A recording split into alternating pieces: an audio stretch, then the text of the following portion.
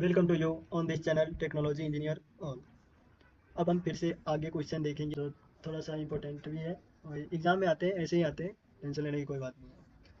तो हम इसको फिर से क्वेश्चन को सॉल्व करते हैं आगे। ये कर दिया हमने कॉपी पेस्ट। फिर से एक बार हम देखेंगे कि कौन सा साइन पहले यूज होगा। तो हमारे पास जो प्रायोरिटी है वो पावर वाली, इस वाले साइन का, पावर वाली साइन का पहले होता है। तो हम फिर से देखेंगे, सॉल्व करेंगे। ए इंटू बी, पहला एलिमेंट बी हो जाएगा इस पावर वाले साइन को यूज करने के लिए। पहला एलिमेंट बी और दूसरा एलिमेंट हमारा सी हो जाएगा। तो पहला एलिमेंट बी, दूसरा एलिमेंट सी, और फिर हम पावर को यूज कर देंगे। ठीक है, फिर हम प्लस को यूज कर देंगे, फिर डी को ऐसे ही लिख देंगे। ठीक है, इसका काम नहीं है, वैसे लिख देंगे। अब हमारे पास आता है दो साइन, ये मल्टीप्लाई और ये प्लस। तो हम जानते हैं कि मल्टीप्लाई का पहले यूज होता है, तो हम पहले मल्टीप्लाई को यूज करेंगे। तो पहले मल्टीप्लाई को यूज करने के लिए पहला एलिमेंट हमारा ए हो जाएगा, दूसरा एलिमेंट बी सी पावर हो जाएगा। ठीक है, तो पहला एलिमेंट ए लिख दिया हमने, दूसरा एलिमेंट बी सी पावर लिख दिया। ठीक है, अब इसको हम फिर से साइन को हम पोस्ट फिक्स में बाद में यूज करते हैं, तो हम दूसरे वाले एलिमेंट को बाद में यूज कर देंगे। ये कर दिया। फिर आता है हमारे पास प्लस प्लस डी। ठीक है, अब हमारा पहला एलिमेंट हमारा ये पूरा हो जाएगा, दूसरा वाला एलिमेंट हमारा ये हो जाएगा। ठीक है, तो हम पहले वाले एलिमेंट को वैसे ही लिख देते हैं, दूसरे वाले एलिमेंट को ऐसे फिर से लिख देते हैं, और फिर इसके बीच में जो साइन यूज हो रहा है वो है प्लस का साइन। तो हम प्लस का साइन हम इसके दोनों एलिमेंट के बाद में यूज कर देंगे। तो ऐसे हमारा ये भी सॉल्व हो जाता है। तो अब इसी क्वेश्चन को हम इन फिक्स में देखेंगे, इन फिक्स से प्री फिक्स में देखेंगे। तो चलिए आगे चलते हैं, अगली स्टेप। ये रहा हमारे पास क्वेश्चन।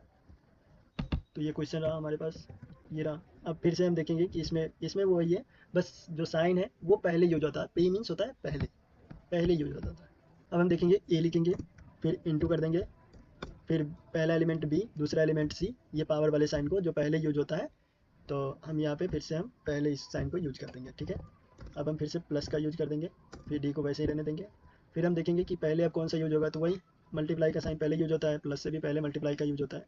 तो हम पहले मल्टीप्लाई को यूज कर देते हैं। पहला एलिमेंट ये, दूसरा एलिमेंट हमारे पास आ जाएगा पावर बी सी आ गया।